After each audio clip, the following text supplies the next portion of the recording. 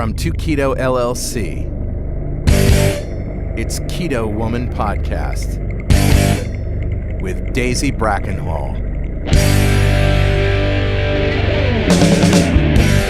Hello Keto Lovelies, I'm Daisy Brackenhall, and I've spent most of my life struggling with my weight and confidence, and I've always had a difficult relationship with food. Even when I finally got to my target weight after weight loss surgery and eating low carb, I couldn't maintain it and I was miserable. Keto has given me the freedom to fall in love with food again, without the constant gain, loss, guilt, virtue cycle of before. Health and happiness is where it's at now, running on fat. Welcome to the Keto Woman Podcast. Each week I'll be chatting to inspirational women, maybe even the odd man, to discover the secrets to their success so that I can share them with you. So what is keto? Keto is a way of eating that enables you to switch your body's main fuel source from sugar to fat. Who doesn't want to be a fat burner, right? But how do we achieve this? A great place to start is by keeping carbs to 20 grams or less per day. So things like leafy greens and above ground vegetables, plus some nuts and seeds and the incidental carbs you find in things like dairy. Moderate protein scaled to your lean body mass, and then fat to satiety. Once you're in the swing of things, you can tweak it to suit you, make your own personalised keto. I'll be asking my guests each week what their keto looks like to show you just how flexible and fabulous this way of eating can be. I'm not a doctor, and most of my guests won't be either, so we can't give you medical advice. It's always best to work with your own doctor because they know you and your medical history, and so have access to the bigger picture. Thank you, Adrienne Price and Mia Thousand, for supporting me and this podcast by making a pledge at my Patreon page. Do you want to hear your name here at the top of the show? Are you enjoying this podcast and would like to help me make more episodes? Then head to my Patreon page at patreon.com/KetoWoman or hit the support button on the Keto Woman Podcast website. It means a great deal to me, and you will get to headline the show just like Adrienne and Mia did today. This week's extraordinary woman is Amber O'Hearn. Amber O'Hearn, MSc, is a data scientist by profession with a background in math, computer science, linguistics and psychology. She has been studying and experimenting with ketogenic diets since 1997, and more recently writing and speaking about her findings. Her review on the evolutionary appropriateness and benefit of weaning babies onto a meat-based, high-fat, low-carb diet was included as testimony defending Tim Noakes in his recent trial. Amber has been eating a carnivorous diet for over 8 years. She writes a blog which she describes as eclectic explorations on the science of ketogenic diets at ketotic.org. And also has a personal blog page which is mostly about her experiences with carnivory at Empirica. That's empiri.ca. You can support Amber and the fantastic work she does by making a pledge at her Patreon page.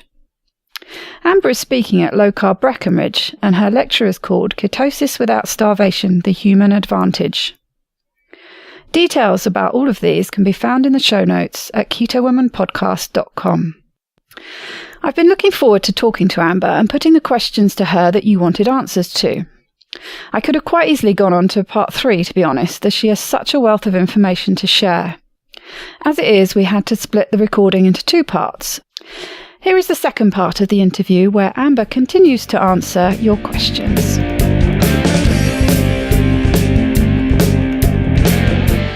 Welcome back, Amber, to the Keto Woman Podcast. This is part 2 of our marathon discussion on zero carb and carnivore.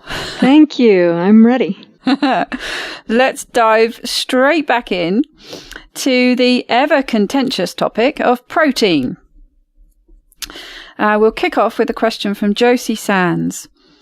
My question is the science behind additional protein. I'm finding I'm quite sensitive and cutting back has helped with hunger signalling. Does that mean zero carb may not be right for me until I heal more? That's a great question. So protein does give somewhat of an insulin response, not as much as carbohydrate. And the level is going to depend on what your basal insulin level is. So if you've got hyperinsulinemia, it's going to be probably you're already at a compromised starting position. and it's going to depend on your pancreas, then that level of insulin that's released because of the protein should probably reduce blood sugar, but then that's going to cause a demand for more blood sugar. So what that's going to end up at ultimately depends on a lot of different factors. But one thing we do know is that unlike other species, humans have the ability to eat more than simply an adequate amount of protein and stay in ketosis as long as your carbohydrates are low. That's simply different from any other species as far as we know. And a second thing that we know, at least anecdotally, is that if you go on a zero-carb carnivorous diet, a lot of people have reported that they're experiencing an ability to reach a higher level of ketosis with the same amount of protein. I don't know why that is. It might be explained simply by some level of carbohydrates, because if you're doing a ketogenic diet and you're eating 20 grams of carbohydrates, for example, if you take away 20 grams of carbohydrate, you can eat a whole 40 more grams of protein before there's even the material available to make that much carbohydrate into your blood. So it could simply be that. I have suspicions that there might be other mechanisms going on, but that's one thing that you might play around with. And then finally, I would say, if you tried a zero-carb carnivorous diet and you were still having problems with hunger that was leading to a result that you didn't like when you ate to that hunger, for example, if you were having high blood sugar levels because you have a history of diabetes, or if it's affecting your mood, or if there's weight gain that goes on and doesn't seem to resolve, then you could try playing with macros and still retain the plant-free aspect of the diet, and you still might have benefits over just a low-carb diet. So there's a lot to explore there based on your own individual history and your own responses. I would say I wouldn't rule it out just theoretically based on your current response to protein in ketosis right now. Yes, I've definitely heard that there's people who are worried about increasing protein and how that's going to impact their blood sugar. It's just a whole different playing field when you're removing all those, even the reduced amount of carbohydrates that you're eating. As soon as they are taken out of the equation, the impact that the protein has just completely changes. That's what I would say. Yeah, that's why I think it warrants some experimentation. A history of type 2 diabetes does also change what's going to happen. And so I don't know for sure what the impact for someone would be if that's where they're coming from. They might have to be more conservative. Exactly. And also test, especially if you are worried about it, the chances are that you're testing your blood sugars quite regularly anyway. So, just carry on doing that and monitor as you go into eating this way and see what happens. Agreed. Okay, so this is a question carrying on in the same vein from Siobhan Huggins.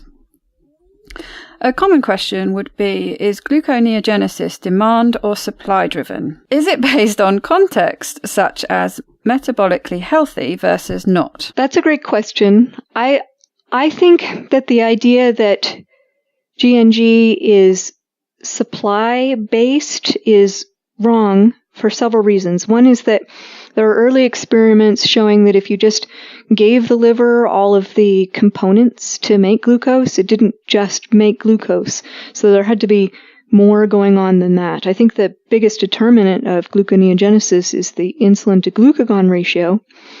And also keep in mind that what upregulates gluconeogenesis upregulates ketogenesis. So they're not exactly in opposition.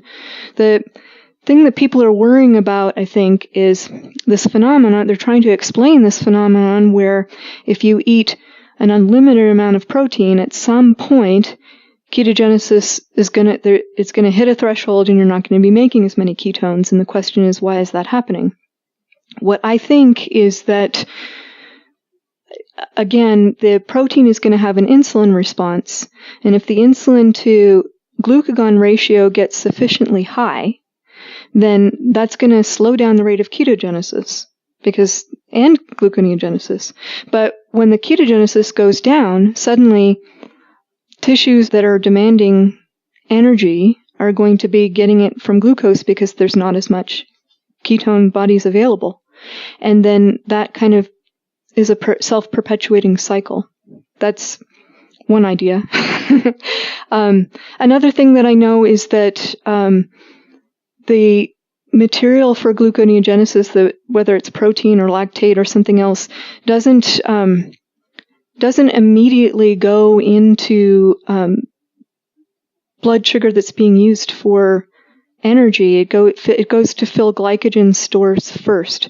So it's really a much more complex cycle than just, some kind of awareness that your body has that, okay, I've had enough protein for the day, now we're going to turn it all into sugar. Exactly. There are no simple equations here, are there? And these terms get thrown about, when someone mentions protein or maybe too much protein, someone else will just throw out, gluconeogenesis. And these terms just get thrown about, but there isn't a simple equation, and it really does come down again to the individual and what their own makeup is and how they operate.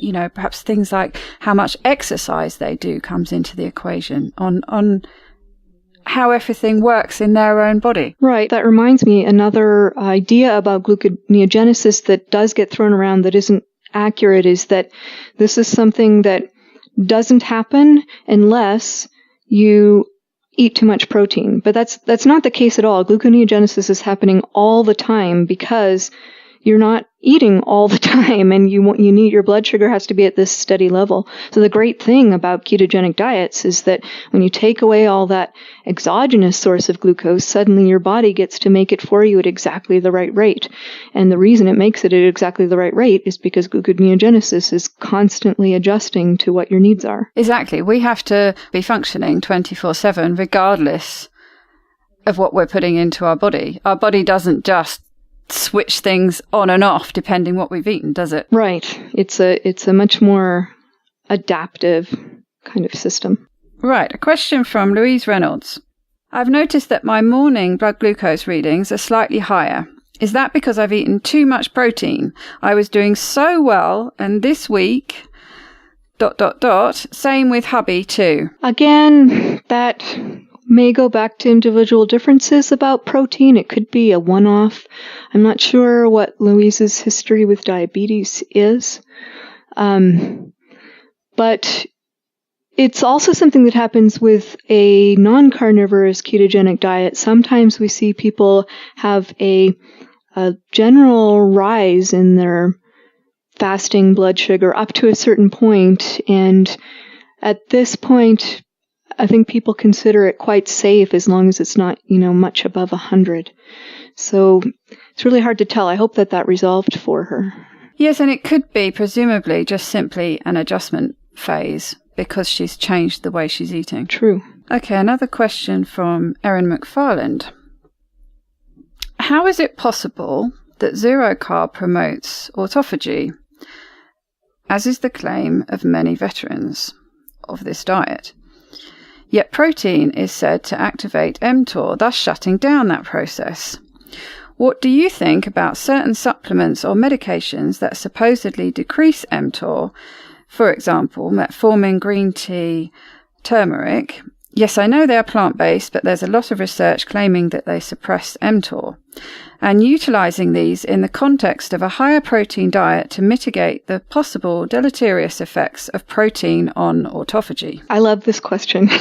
So one useful way of looking at metabolism is that we have basically two states. We have the fed state and the fasting state. And the fed state is generally associated with synthesizing things, synthesizing tissues or mitochondria or neurons. And the fasted state is associated with autophagy and preparation for repair. tearing less good things down to make room for better things and then signaling what more we need that's better. Like, do we want to make more mitochondria now? Do we want to make more neurons now? So we called it the fed state and the fasting state because, well, I think it's mainly because by the time we started studying these things, humans were already on a very high carb diet. So the ketogenic phase was necessarily the fasting stage because basically you had to stop eating for a couple days to go into that phase. So a recent paper, I think it came out last year in Nature, was talking about this. They were talking about metabolic switching, and they were calling it the K phase and the G phase. So a ketogenic phase and a glucose or glycolytic phase, because ketosis is really the hallmark of the autophagy fasted state phase.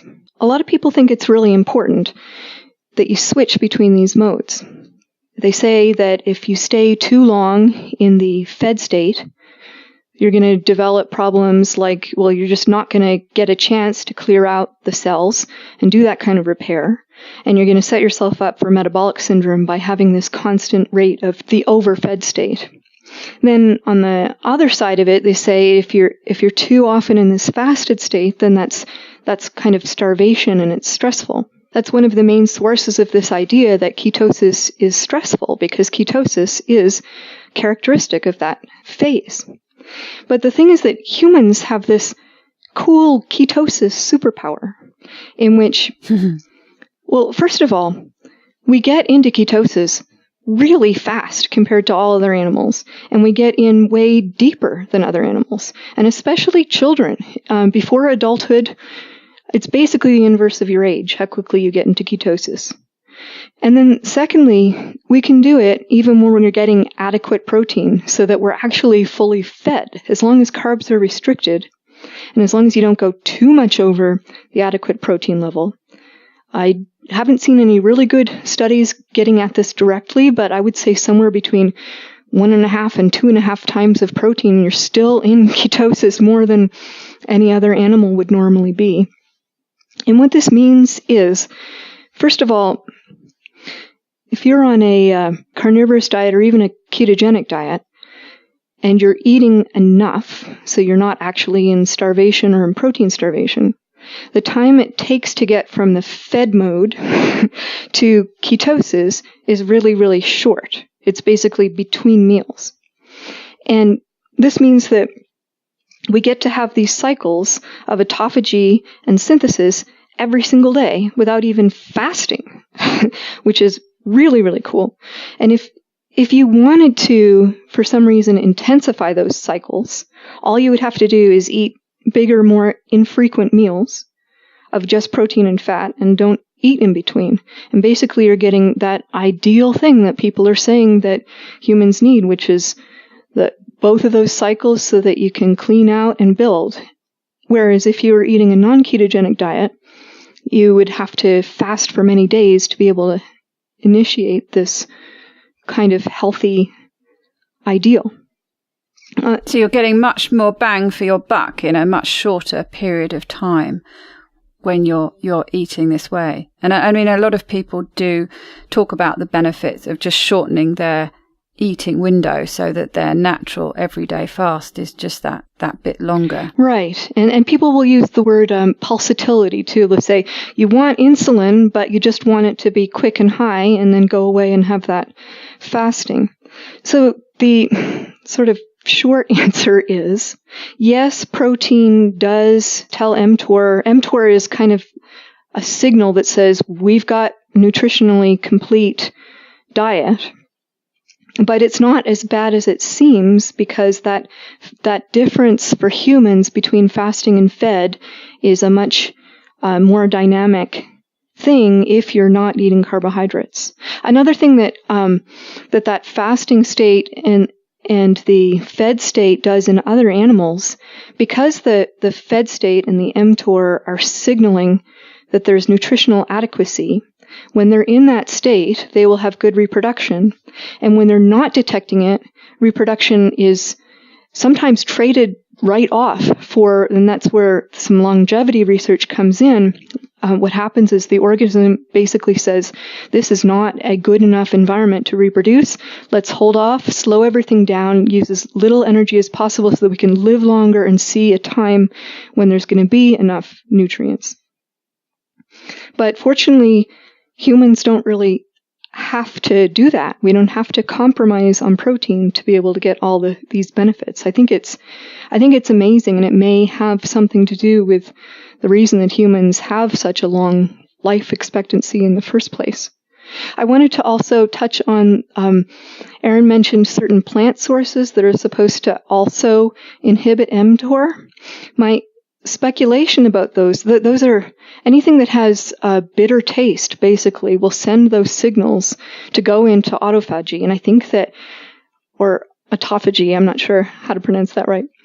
Bitter signals from plants signaling to go into autophagy seems to me to be at least highly suggestive that when we were resorting to eating plants in the past, it was because we weren't getting enough food.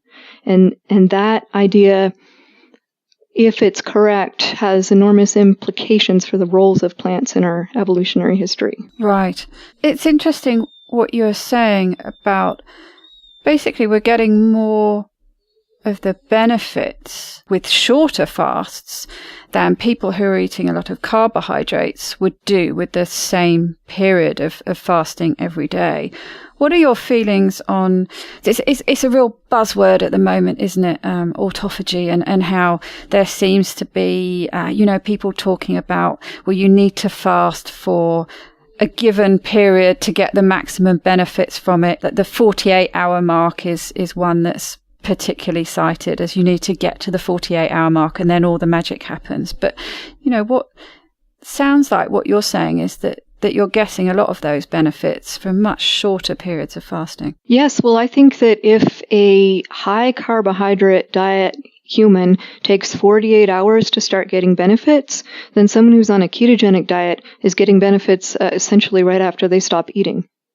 And then on the other hand, it's better than that because some people say that you really shouldn't fast for longer than about 48 hours because then your lean mass starts to get compromised.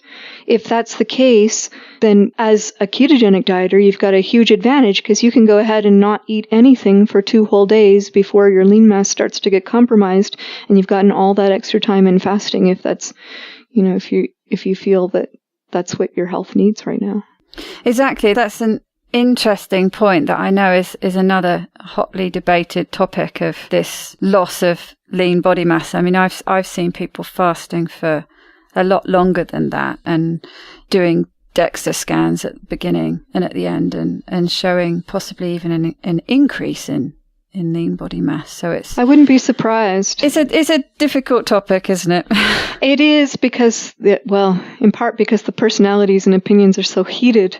There seems to be a lot at stake in being right. But what we just really want to know what the answer is, right? And it exactly it could be that if you start out ketogenic, you've got an advantage, or it could be that other things could improve your chances of retaining lean mass, like electrolytes might play into it, or other components of your diet, or whether or not you're exercising. So there's a lot to be explored if we could stop worrying about, being the one who's got the final say. Yeah. Who's right.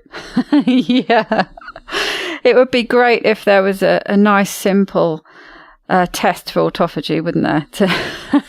And you mentioned electrolytes there, and that's another thing that's spoken about a lot, particularly with keto, and I don't know how much with eating carnivore, is the importance of salt. Do you find that, do you supplement with salt basically, either by putting it on your food or taking a certain amount every day? Do you find that's important? This is an area where I feel I might be coming to a change of mind, and I feel like I know less than I thought I knew earlier. So, damn it.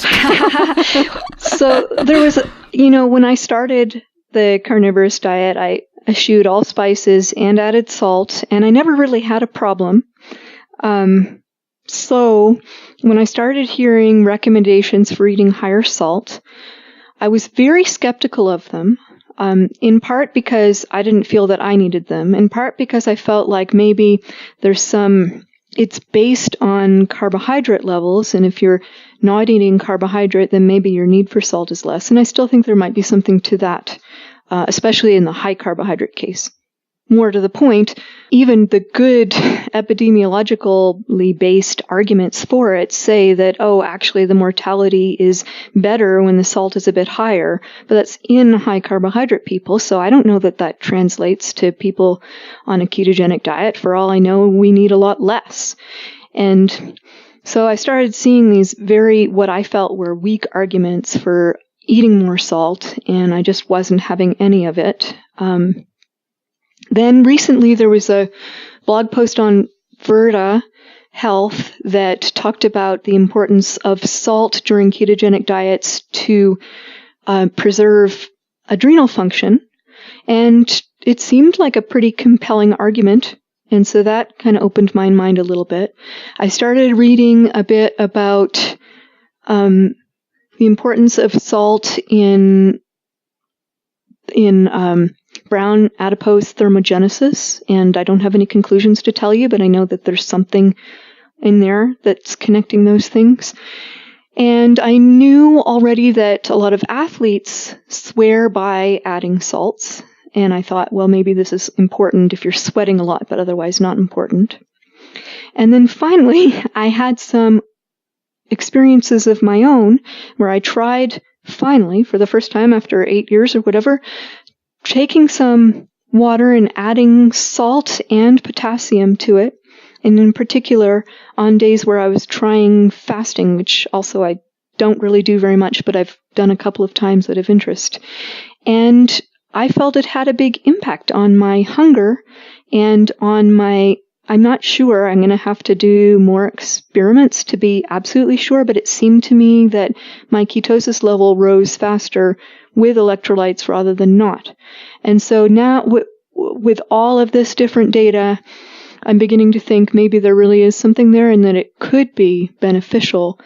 I always thought that it was not necessary, but not necessarily harmful either, and now I'm thinking it might actually be of benefit. So this is something that I'm exploring and I don't have a firm opinion on yet.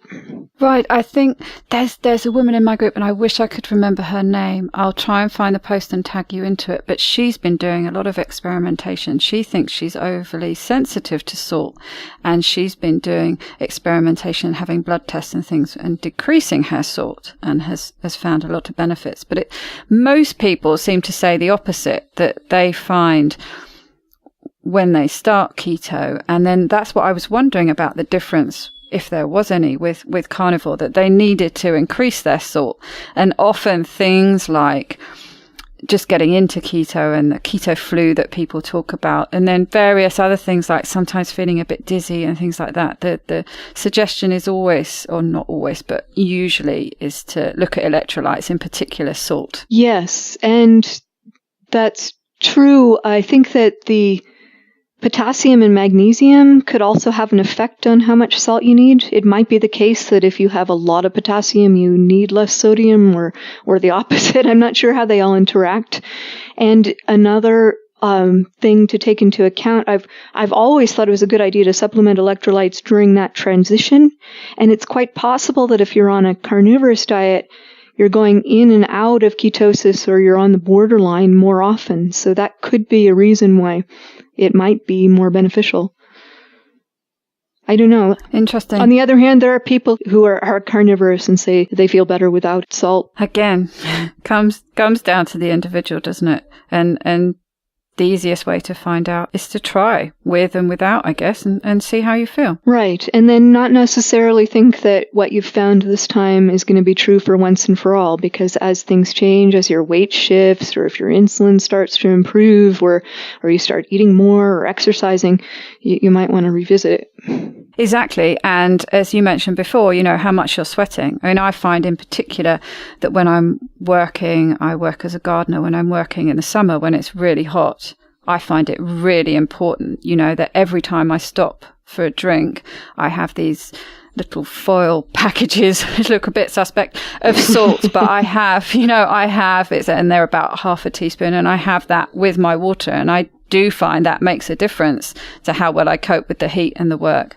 Nice. Right, so moving on to some more questions. This is from Kristen Nicole.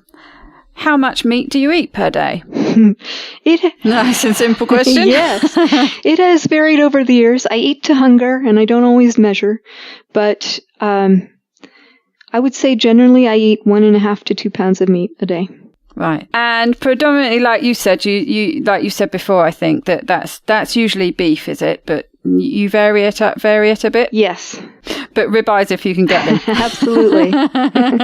Hands down. A question from Joey Vorter. How hard is it to eat to total daily energy expenditure? How much meat are we looking at to do this? For example, she says that her total daily energy expenditure is 1,800 calories.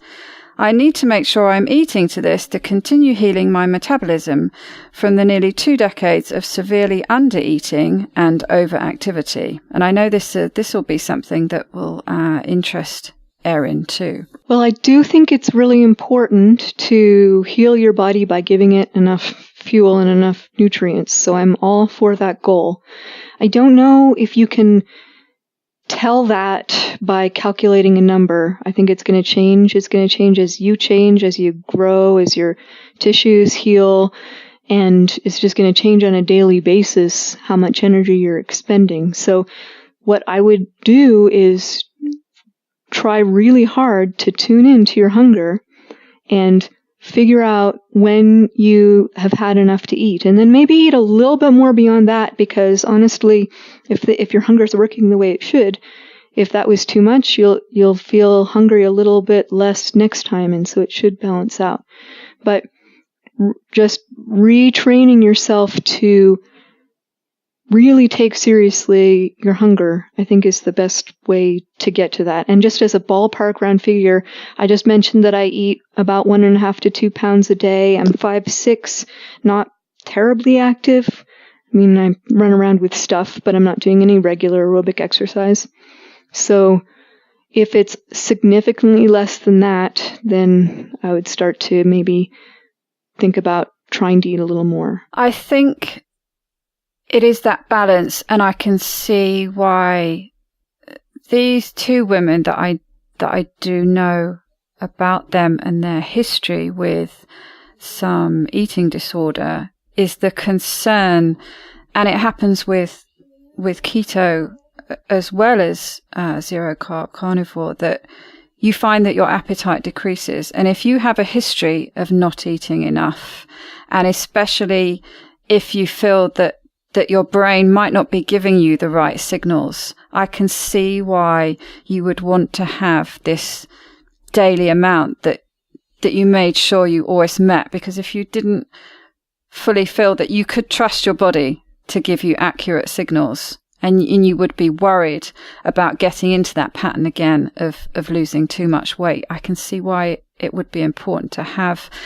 a number, even though it is unreliable, as we've spoken about already. That does make sense, and I can imagine kind of habituating to a low level of hunger that doesn't register to your brain as actual hunger just because you're used to ignoring it. And then if that appetite suppressant thing of ketosis kicks in, suddenly you're going to eat that much less and get to that feeling. So I guess that's a really good point. I just think it's really hard to set a number, even if you gave me your height and your weight and your daily level of activity. I still think there might be a lot of variance. So it's might take some. Yes, and I think it's just being aware, isn't it? And knowing that if you have tendencies to undereat, to over-exercise, that you just have to be hyper aware of what's going on. And that the danger is sometimes the more restrictive you get with your diet, the more you have a tendency to eat less and less. So I suppose it's not so much being a slave to a number, but it's very much being aware of, of your weight. And if you start losing weight, then you need to look again at maybe ignoring your satiety signals and eating a given amount. Mm-hmm. Yeah, and maybe, like you said, relying more on external feedback that's less subjective, like if you're losing weight. Yeah, it's a tricky one. You're right. Yes, it is, and it's just being aware, I think, and like you say, relying on other people and listening to other people and their concerns if they have them. Okay, this is a question from Holly Davidson. I have PCOS and I'm insulin resistant. How much meat can I have per day? Is there a limit? Would the protein affect insulin or any other hormones? Does the kind of meat matter? Does the quality matter? With insulin resistance, again, the thing I would worry about is your basal insulin rate interfering with how much protein you can have before it affects blood sugar levels. But I think if you're checking blood sugar, that's probably enough feedback to go by to make sure that you're not overeating protein in that particular situation. In terms of quality of meat, I think that there may be some optimization available in getting particularly farmed kinds of meat, but I think you're probably 98 or 99% of the way there just getting meat in the first place, and it's more of an optimization based on your financial ability and your particular health needs. Exactly. So, yes, obviously, if you can afford it, having the best quality and the grass-fed and all the other buzzwords that go with it are fantastic, but it's not going to ruin everything if you can't afford all of that. Not remotely. Brilliant. This is from Louise Reynolds. Does zero carb have to be nose to tail to get the full complement of micronutrients? Does it really mean I have to eat liver? She's not a fan of liver. I'm still traumatized by my childhood and my mother making me eat liver with onions, capsicum and zucchini. Following on from that, how does zero carb go with Marty Kendall's micronutrient optimizer when there are no vegetables? That's also a great question. So this is contentious. Of course, a lot of the deepest criticisms about carnivorous diets, especially the way that many people do them in practice, which is to eat primarily or only steak, which is not, of course, any kind of constraint of a carnivorous diet, but it is what a lot of people are doing. So the criticism is that that's not going to be nutrient sufficient, and that you have to eat liver and you have to eat organs in order to get all the things that you need. The fact is, it's really not well known, and you can't just extrapolate from the RDAs to say, oh, here we know what all the RDAs are, so let's build your carnivorous diet to make sure that you get the exact amounts of all these things. And the reason why you can't do that is because all the RDAs are based on a high-carb diet. And you might think, oh, why should that matter? Why should that affect how much folate I need, for example, or how much iron I need? And the reason is, well, there are many reasons. One is that a ketogenic metabolism means that you're generating ATP in a different way from when you're generating it from glucose. And what vitamins really are coenzymes that are needed for metabolic processes.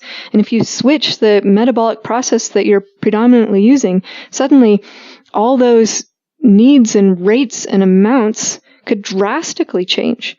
Another thing that can happen is that rates of recycling can change. So, for example,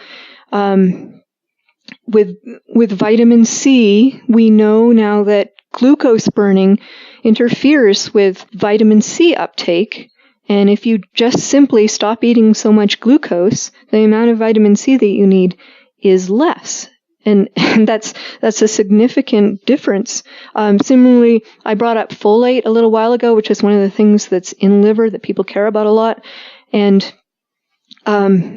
I don't know all the answer to how much folate you actually need, but I did notice that there was a study on fasting and non-fasting people during Ramadan.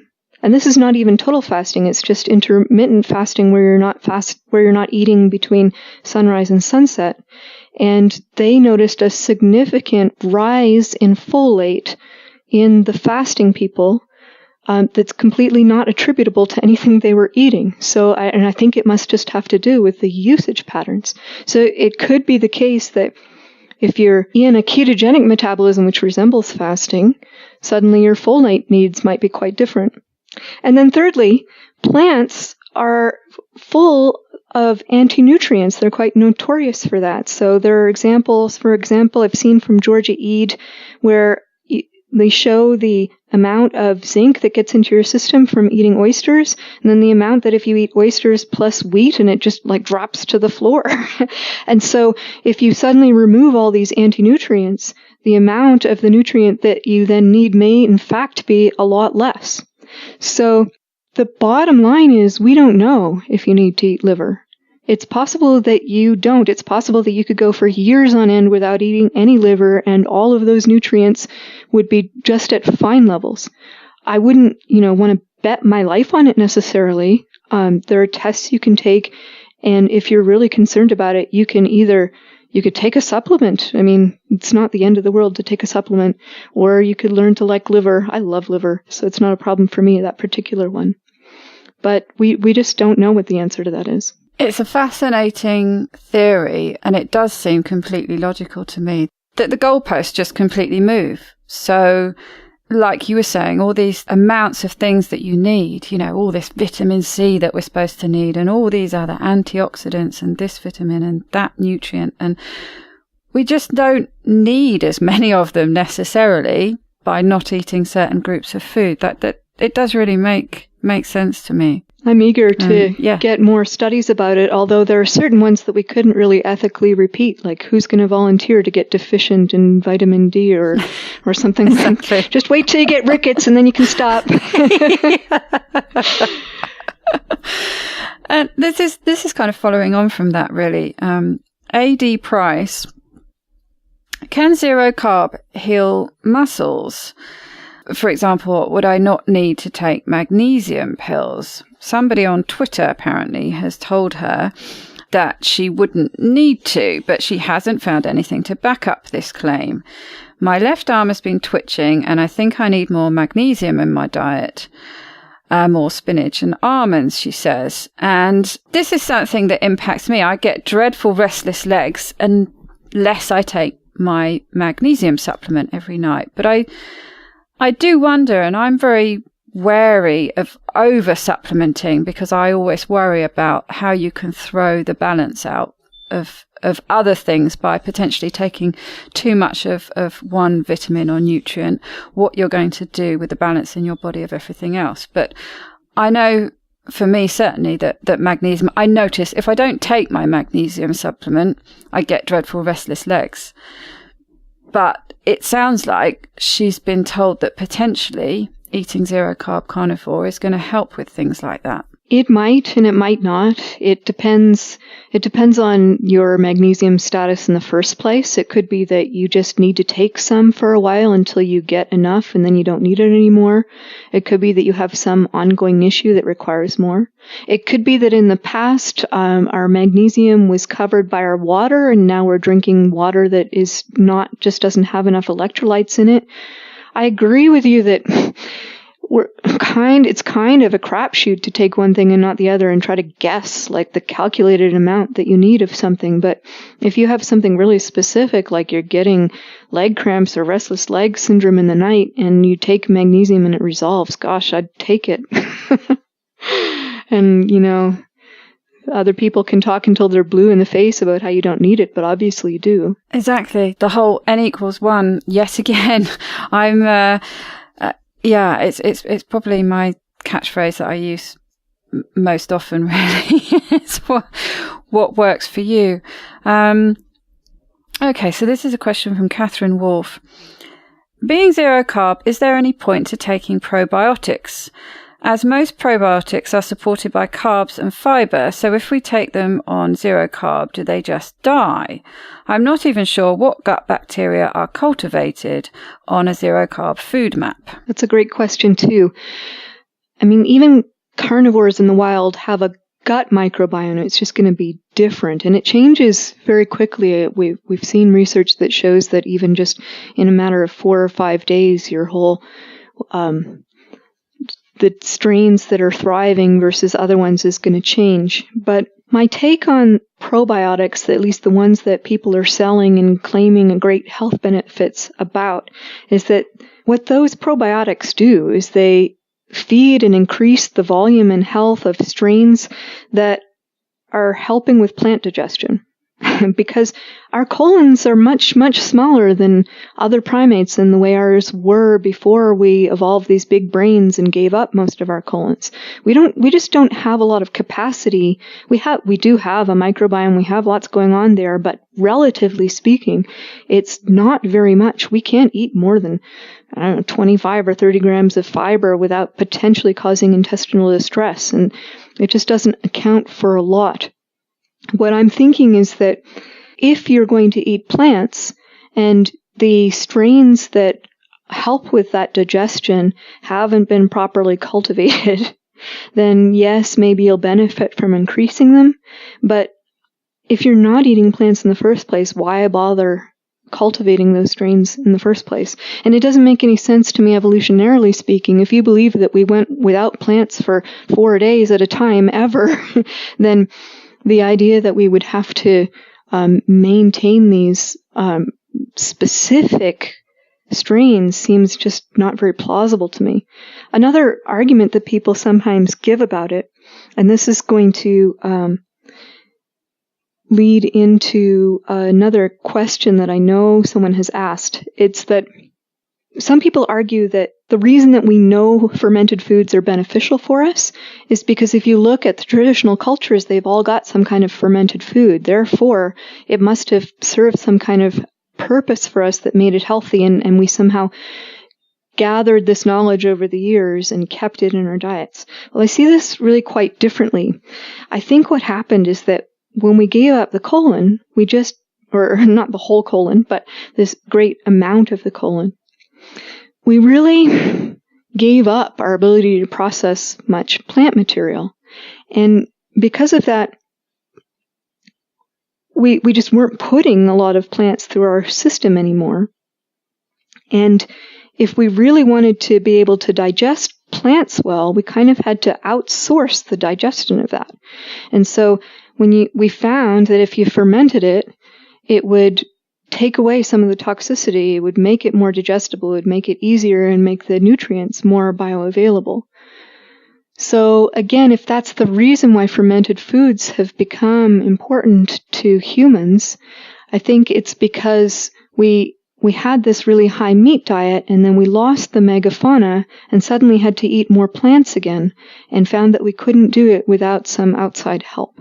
That makes so much sense to me, and it's really along the same lines that we've just been talking about with vitamins and minerals, that if you eat in this way, you just don't need the same amount. Just like you're saying, I love that phrase you used about you have to outsource part of your digestive system to these fermented foods. And I know the Korean way of eating gets cited as one of the healthiest in the world because they have kimchi with every meal they eat. But what you just said makes perfect sense. They're having to take this supplemental food with the meal they're eating to perform part of their digestion. That's what I'm thinking. So the other argument is we're actually benefiting from getting that bacteria into our body. And one reason why I think that might not be the case, besides that whole story that I just came up with, is that we have a really acidic stomach pH. In fact, some researchers have surmised that the reason why people have such acidic stomachs is to prevent bacteria from getting through our digestion, possibly because of a link to scavenger behavior in the past, where there was just more exposure to dangerous pathogens. And that means that very few bacteria actually make it down into our gut to cultivate. I'm not sure that the stuff in yogurt or kimchi really gets down there to any great degree. Although, as somebody pointed out to me, it only takes one. True. But it really fascinates me, this concept that if you don't actually need it in the first place, so the question of, do I need fermented foods? Well, potentially not, if you're not eating the kind of foods that it needs to help you digest. Maybe fermented cabbage is better than cabbage, but if you're not eating cabbage, you don't need the fermented cabbage, I guess is my idea. We could go round and round, couldn't we? But I like the logic. I have a very logical brain, and it appeals to me. The other thing about probiotics that I kind of object to is the idea that we know what a healthy gut biome looks like. The only reason we think we know is that we have a collection of associations between disease states and gut strains in high-carb dieters.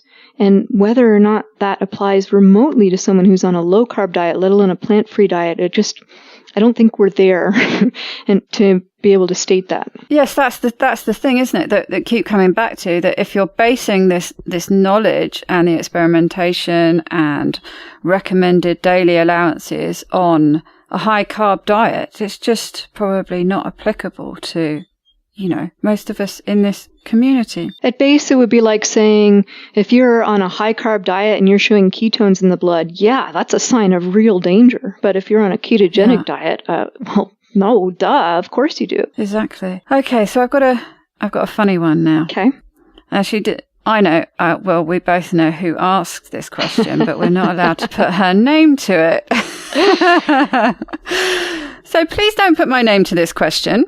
But the first week of zero carb, I was a sexy, horny minx. Oh my God, is this what I can expect? No wonder Amber is a delicious kick-ass bitch. I'm afraid the answer is yes, that is what you can expect. It's perfectly normal and it's not going away.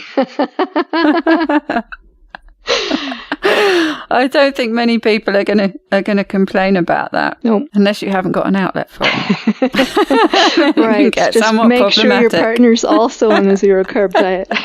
Yeah, exactly. Okay, this one is from Zylinda Moore. I want to know how one's blood work might change, especially B vitamins. Would it help them or not? Iron labs and micronutrient labs, or whatever else a serious zero-carb person might measure. I'm imagining the calcium score would only improve since this is lower carb. I love my zero-carb group, but it's been sparse on the lab testing results. Yeah, and I've been a little bit negligent about keeping up with lab work myself, although I have plans to get some new ones. I think it's been about 5 years. But I think for the most part, what you'd expect to see is similar to what people on ketogenic diets are seeing. And we don't know how to interpret those yet even. So there's a lot up in the air. I think, honestly, if groups have been sparse on sharing labs or getting labs, it's because we generally don't care. Because we're going to come back to that same idea. The ranges are predicated on high-carb plant-eating diets, and a lot of people feel it doesn't apply. And then secondly, if you're feeling healthier than you've ever felt in your life, are you going to change your diet because your total cholesterol went up or something like that? I don't know. There are things that you could look for that are just general health markers like CRP and insulin. Those would be great ones to look at. And I think, I'm not 100% sure, but I think Sean Baker has been arranging to collect voluntary lab blood work from people who tried out his World Carnivore Month or even went carnivore on his N=many experiment sometime before. So that might be a good place to look for what the range of things that people are seeing is. I think it's a good point what you mentioned, that you don't bother testing because you feel good. And that's, you often have a load of blood work done because you're not feeling right and you're trying to find the problem. But if you're feeling great, then there's not really so much need to go and get all that blood work done in the first place. Yeah. That said, if you do become ill, your first thought is, geez, I wish I had a baseline so I could see what changed here. So Very true. It's probably a good idea to get that kind of routine checkup now and then, but I'm not sure what you would do in response to a particular value. Mm-hmm. Okay, so we've got a couple of troubleshooting questions. The first one is from Heather McLean, who gave zero carb a go, but felt very physically sick in the night, about 6 hours after eating her last meal. I asked her for a bit more information. How long was she doing it before she started feeling a bit crappy? Was she strict all the time, etc., etc.? She said she was having a maximum of 5 grams of total carbs the day she wasn't strict, zero carb, which allowed for very few veggies or a few nuts. She was strict 4 days straight. 3 nights she was sick after becoming strict. She did zero carb for 17 days in total. I remember her discussing this, and I wondered whether it was a case of potentially not doing it strict enough for long enough, or whether it just simply didn't agree with her. Yeah, that's a tough one. I just feel like without a lot more information, it's hard to know what was going on. It's not at all a typical result for people to feel sick. I have heard of a kind of keto adaptation all over again problem where people begin to feel that kind of keto flu almost. So it could have been something like that, but there are just so many possibilities. I don't know that I could really hazard a guess. No, exactly. It's a bit difficult to tell, isn't it? But, to be honest, if something is really making you not feel good, then probably the best thing to do is to stop doing it. Yeah. Like you say with the sort of keto flu thing, and you might go through a similar thing when transitioning to carnivore. It might be something that you put up with for a few days or maybe even up to a week. But if you're continually still feeling bad after that time, then it's probably a sign that it's not really for you. Right. And if we could go into it deeply, like I could talk to her one-on-one for a while, maybe we'd discover that she started eating a food more that she really didn't eat a lot before carnivory, that she gave some trigger or any number of things. But I think you'd really have to, if she really wanted to do it for some reason, which I can well imagine because the benefits for a lot of people have been great, then I think she'd really need to sit down with someone to go over the entire, all the lifestyle things that are going into that. Mm-hmm. Okay, this is another question from Erin. There are a lot of people who transition to zero carb carnivore from keto and they experience weight gain. Why do you think this happens, even if they are not coming from a restrictive eating background? I don't hear about that a lot, except in that case she brings up, which is the history of severe calorie restriction or over-exercising, where I think perhaps you've gotten into this well-known state where long-term starvation then encourages your body to just put on a lot of weight as soon as the nutrients are available. There could be something like that going on. Maybe if there were a nutrient deficiency, your body's just saying, give it all to me and don't worry about overweight. Honestly, I don't hear about that problem very much, but maybe I'm not active enough in the groups. I would say that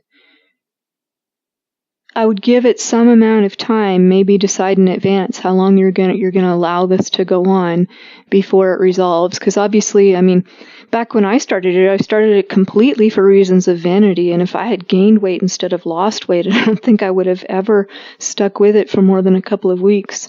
But on the other hand, I know that I've heard many stories of people who initially put on some weight. And sometimes they were insistent that it wasn't lean mass, that it was fat, that their clothes were fitting worse, but that it balanced out. And after a little while, their body adjusted and it brought them down to a new set point. So I don't know. Weight set point, as I mentioned in our last episode is a little bit of a mystery to me. I don't know. There are a lot of factors that go into it. And although that result is surprising to me based on the majority, I guess if it happens sometimes, there's probably some reason that your body's wanting to hang on to that nutrient or fat level. Yes, I think that's often what it comes down to. I have seen it, a fair few times, especially with women, when they start keto, that they either don't lose weight for a period of time, and quite frankly, that's usually at least high up on the list of why people are changing their diet. They don't lose weight, or they sometimes even gain weight. But in most cases, they're feeling better, and so they carry on with it, and it does stabilize after a while, and the weight does start coming off. And yes, my feeling is, from a logical perspective, is that there's just something going on in your body that needs to happen first. There's some healing that needs to take place, and your body just holds on to that weight until it's sorted that out. Mm-hmm. Okay, this one's another funny one from Lucretia Campenga. My urine smells something fierce, different from keto pee, she says. If I were out in the bush and peeing to mark my territory, I'm telling you, even the lions and other big predators would keep far away. I've stopped having stinky breath, and my armpits even smell good. I don't wear deodorant at all. Is the stinky pee thing normal? She has been 0 carb for 5 months. Stumped. I've never heard that one before. No idea. I mean, obviously it's not asparagus, so what else could it be, right? No idea. Lucretia is amazing. I really appreciate her so much. I've seen her here and there on different fora, and her transformation is just so inspiring to me. So I'm glad she came in with a question, and I'm so sorry I couldn't answer it. Sorry, Lucretia, we don't have an answer for your fierce-smelling urine. This one is from Cheryl Myers. What happens if you fall off the wagon, i.e. eat some low-carb, high-fat vegetables, drink a glass of wine, etc., once in a while for social reasons? Is it hard to go back? And yes, that's that picture of a glass of wine now is in my head. What do you do about that? Do you allow alcohol into your life? Yes. A lot of people don't.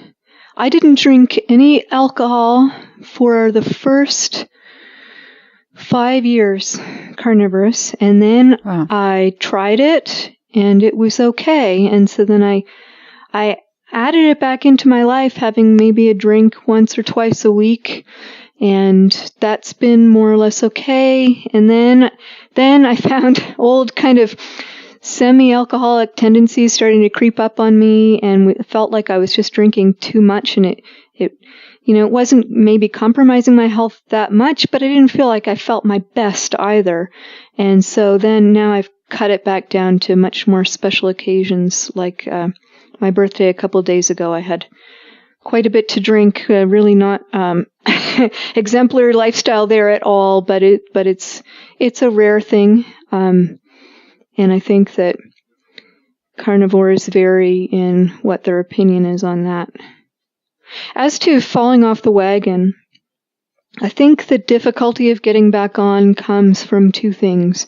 One is practice, and one is what your motivations are for doing it. If you're just kind of curious and you think it's cool, and then you have some occasion where there's something that you like and you eat it, the chances are that you're just going to keep eating that. But if you have a problem like I did with mental health, it's just, there's no question that if I have some food for some reason and whatever reason, even if it doesn't really punish me that much, the next day is just going to be full-on carnivore again, because I just can't afford that. I have another friend who's been carnivore about the same time as me. We met back on that Zeroing In on Health forum. And her first year, she decided at Thanksgiving she was going to have some Brussels sprouts. I mean, imagine your idea of a delicious cheat is to have some Brussels sprouts on Thanksgiving. How bad can it be, right? And she immediately had huge reintroduction of joint pain that had completely dissolved for her. Immediate punishment. And so if that's what you're dealing with, it's just not going to be that hard to get back on. Yes, I think that's the thing. If it's that and that would be the case for me. If it was just about weight loss and maintaining my weight loss, it probably wouldn't be enough. But the fact is that if I go back to eating a higher carb diet, I get my migraines back and I get my depression back. And that's too much of a price to pay for eating that way. So it's the balance with the scales, isn't it? What you've got on one side and what you've got on the other. And is the motivation enough to get you back on the wagon or not? Mm-hmm. And it's often a lot harder to live your life off the wagon, quite frankly, if you've got to put up with these other things that really set you back in your life. It is. That said, I mean, if you fall head down into a cake, obviously your cravings for sugar are going to go back up, and those first few days are going to be white-knuckling it, and it might take a few tries to get really back on if it's keto or carnivore. But when the incentive's there, you'll do it eventually. Mm-hmm. Exactly. This one's from Ashley Sarmonet. Ridiculous question ahead, she says, joking. I don't expect this question to make the cut because, duh, we aren't dogs. I am, however, curious. We feed our dog raw meat, yet he still seeks grass from time to time. I thought dogs were considered carnivores, but maybe not. And yes, not ridiculous question because it's close to my heart too. I have a dog also that I feed. She does actually have a bit of vegetable in her mix, but not much. It's basically a raw meat diet. And yes, she does also seek grass from time to time to eat. So I don't know if you've got any thoughts on that. Well, this one was so interesting. I had to look into it a little bit. I have cats. I don't have dogs, and I'm not as familiar with dogs. I know that cats eat grass actually as an emetic to help clear out their system by making them vomit. But I didn't know about dogs. Apparently somewhere between 70 and 80% of dogs reportedly do eat grass, and there are a lot of theories and no one really knows why. Some people think that it might have that same emetic function, but when surveys were done, it turned out that only somewhere between 10 and 25% of dogs reportedly actually vomited after eating grass, so it seems maybe not a great explanation. Other people have proposed that maybe they have nutritional imbalances, but because it doesn't seem to depend on what you feed them, and because dogs can't actually digest grass, that seems really highly unlikely. But people are grasping at straws because it's such a mystery. There are a couple evolutionary theories that I ran into. One is that it helps purge parasites. Apparently even wolves do this, and some people think that that is the function it's serving. Someone suggested that it disguises the scent of feces. I'm kind of skeptical of that. Yeah, I don't think they'd be too bothered about that, quite frankly. No. When you're a top carnivore, it doesn't really matter. And the only other suggestion that I came across was that they may have developed a taste for it based on eating stomach contents. And I don't know. None of it seemed persuasive to me, so it's a great open question. Yeah, another one we don't know the answer to. And it is funny because I can see the logic much more with cats, that they need to make themselves to get up things like, you know, the fur balls and things that they've got in their stomachs. And certainly my dogs sometimes, yes, do throw up after eating grass, but yes, not always. And it goes straight through. So we don't know the answer. I wonder if it going through could also help clear out like fur and, possibly. I guess in the wild, they would be eating more whole prey, so maybe that comes into play there. I don't know. Cool question, though. Sorry, we can't find an answer. Well, we do have a couple more questions, but I am going to have to bring it to a close there. I could carry on talking to you for hours. It's been really It's fun. a fascinating subject. Yeah. It has. I really enjoyed it. But perhaps we could wrap up with a top tip from you. I don't know if this is so much a tip as reiterating something I've been saying from the beginning, I hope, which is that your hunger is a really valuable tool. And I know that in some people, hunger has gotten mixed up with other problems, but I think for the most part, when you learn to trust your body and eat to satiety, it's usually going to be to your benefit, because hunger is signaling that you're not getting enough nutrition. If you're on a high-carb weight loss diet, it's well known to be a hunger-inducing diet. And I believe that's because you're losing lean mass and your fuel is just not being partitioned the way that your body really wants it to be. Ketosis and ketogenic diets have been known to get around that and actually let you tune into your hunger. And I would propose that a carnivorous diet does that to an even greater degree. So my tip would be, even if you think it's sending you out of ketosis, even if you think it's temporarily causing a weight stall, and maybe some caution might be advised if you've got blood sugar issues, but otherwise, follow your hunger, eat as much as you really want to, and find out where that leads you. You may be pleasantly surprised with what your body does when you actually feed it what it needs. Fantastic. Well, you've certainly inspired me to give it another go.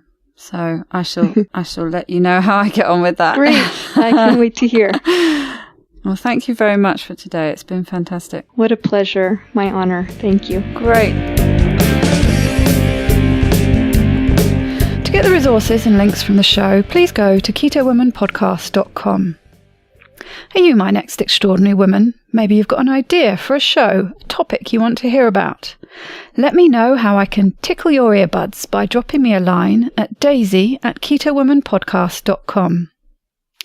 If you fancy joining me on this exciting adventure and want to help me create new episodes, please go to my Patreon page at patreon.com/ketowoman, or simply hit the support button on the Keto Woman podcast website.